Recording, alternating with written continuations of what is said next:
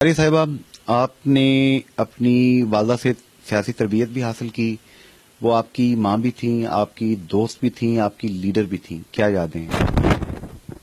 یادیں بہت خوبصورت ہیں، بہت زیادہ ہیں، جی، اور لیکن الفاظ اس طریقے سے نہیں ہیں. بہت ساری ایسی چیزیں ہیں کہ جو آپ کہہ سکتے ہیں کہ کچھ چیزیں ایسی ہوتی ہیں جب ہم اپنی ذاتی زندگیوں میں چلے جاتے ہیں تو ہم بیک گراؤنڈ میں چلی جاتی ہیں، لیکن ان کی ہر ایسی چیز ہے کہ جو ہر وقت ہمارے ساتھ ہے اور ہمیں احساس دلاتی ہے، یاد دلاتی ہے، کہیں بھٹکنے نہیں دیتی، کوئی چیز ان کی بھولنے نہیں دیتی. کیونکہ وہ امی میری میڈم خانین جو ہیں وہ بہت شفیق والدہ نہیں تھی.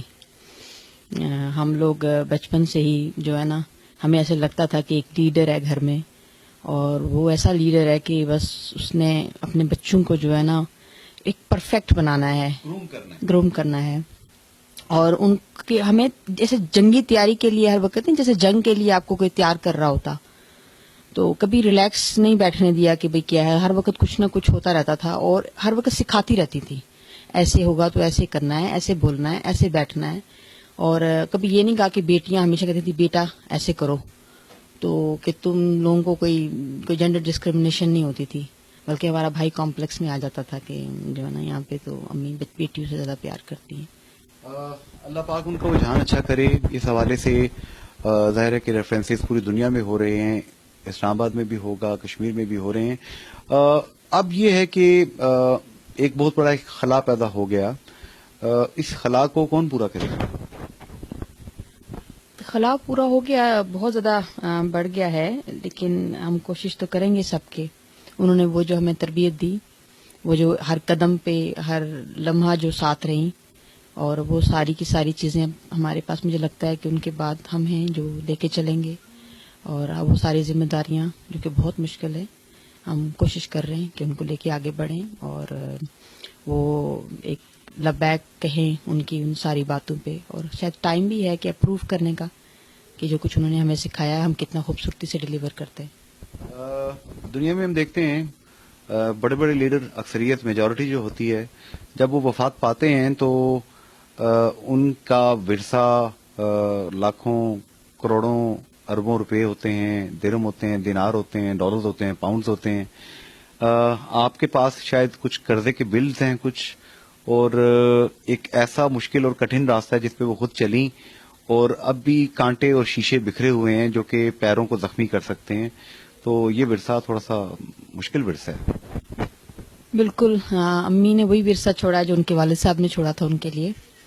ہاں، قرضے نہیں ہیں ویسے، خوش قسمتی کی بات ہے، میں جو کہ ان ایکسپیکٹڈ بھی ہے ہمارے لیے. ہم تو سوچتے تھے کہ ان کا کیونکہ لائف سٹائل ایسا تھا کہ وہ بہت جو ہے مہمان نواز تھی، ان کا اٹھنا بیٹھنا بہت ہی شانہ تھا، اور کبھی بھی کسی کو کھائے بغیر، گھر سے ٹریٹ کیے بغیر، گریٹ کیے بغیر جانے نہیں دیتی تھی. لیکن وہ یہ بات ضرور تھی کہ ان کو احساس تھا چیزوں کا، اور ہمیشہ اپنے آپ میں رہنا، اپنی خودی میں رہنا جو ہے وہ اسی میں وہ ایک کلندر تھی اپنی ذات میں، اور وہ ویسے ہی دنیا سے چلی گئی. کرنل خان محمد خان صاحب نے بھی زندگی ایک وارئر والی گزاری. نائلہ خانین صاحبہ نے بھی ہر طرف سے سب و شتم ہوا ان پہ، تیر الزام بھی آئے، سنگ دشنام بھی آئے، سب کچھ ہوا، لیکن دونوں سینہ سپر رہے، کہیں پر بھی ہتھیار نہیں ڈالے. یہ حوصلہ اور جذبہ یہ لوگ کہاں سے لاتے ہیں؟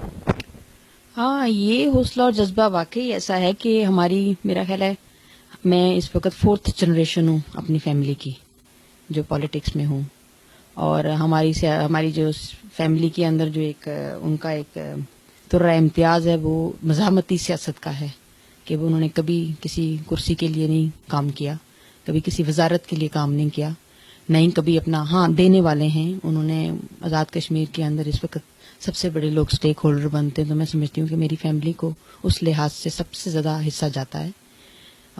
آج پاکستان کے شہر روشن ہیں ہمارے منگلا ڈیم کی وجہ سے، تو وہ میرپور کے شہر میں ہی ہیں. اس کی یہ کنٹروورسیز بھی ہیں، بہت ساری ایسی چیزیں بھی ہیں جس کو میڈم ذاتی طور پہ بھی ناپسند کرتی تھی، میں بھی ہوں. ہم اپنے آباء و اجداد کی خوبصورت تاریخ کو لے کے آگے چلنا چاہتے ہیں، لیکن وہ چیزیں جو جہاں کہیں جا کے میں سمجھتی ہوں نہیں آج کے دور کے مطابق ہیں، یا کہیں جا کے غلطیاں یا کوتاہیاں ہوئی ہیں، تو ہم ان کو بھی पूरे दुरुस्त करेंगे और पूरे हौसले के साथ अपनी गलती मानने के लिए तैयार हैं। वो तमाम कश्मीरी कौम जो कि इस वक्त आपको देख रही है, फारिया बीबी, बरतानिया से लेकर यूरोप से लेकर अमेरिका, कनाडा, पूरी दुनिया में कश्मीरी रहते हैं।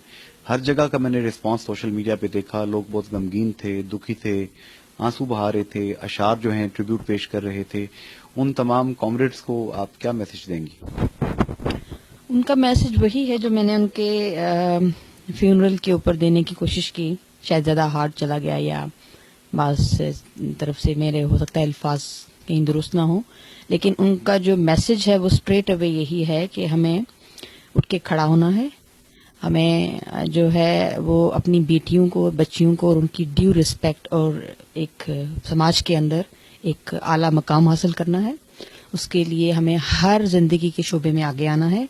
नाई के बच्चियां सिर्फ घर संभालें, घर भी संभालें, लेकिन उसके साथ साथ सियासत जैसे मुश्किल तरीन प्रोफेशन को अपनाएं, बाहर निकलें, जुल्म को जुल्म के जो है ना कहें, उसके खिलाफ खड़ी हों, बगावत करें और इल्मी और अदबी लिहाज से आगे आएं। और वो बगावत जो है वो शऊर की बगावत हो, वो बगावत जो है वो अकल की हो, वो तालीम की हो और आंखों में आंखें डाल के इस जालिमाना समाज को, इस साम्राज्य के खिलाफ जद्दोजहद करें। करो कद जबी को सरे कफन मेरे कातलों को गुमा न हो, करो कद जबी को सरे कफन मेरे कातलों को गुमा न हो कि गरूर इश्क का बांकपन पसे मर्ग हमने भुला दिया। मोहतरमा नाइला खानीन साहिबा के नजरियात से लोगों को इख्तलाफ हो सकता है, लेकिन उनकी दयानतदारी, उनकी कमिटमेंट और उनकी जद्दोजहद का इकरार उनके नक्काद और उनके सियासी मुखालफीन भी करते हैं। और इसका सबूत इस चीज में है कि जब ये जनाजा हुआ, बैरिस्टर सुल्तान महमूद चौधरी साहब ने भी ट्रिब्यूट पेश किया, वहां पर सरदार अतीक अहमद खान साहब की भी बातें हमने सुनी, वहां पर बड़े बड़े सियासी लोग आए, वहां पर हाजिर हुए और अपना अपना नजराना अकीदत पेश किया। काश सियासी इख्तलाफ तक महदूद रहे, इससे आगे न बढ़े।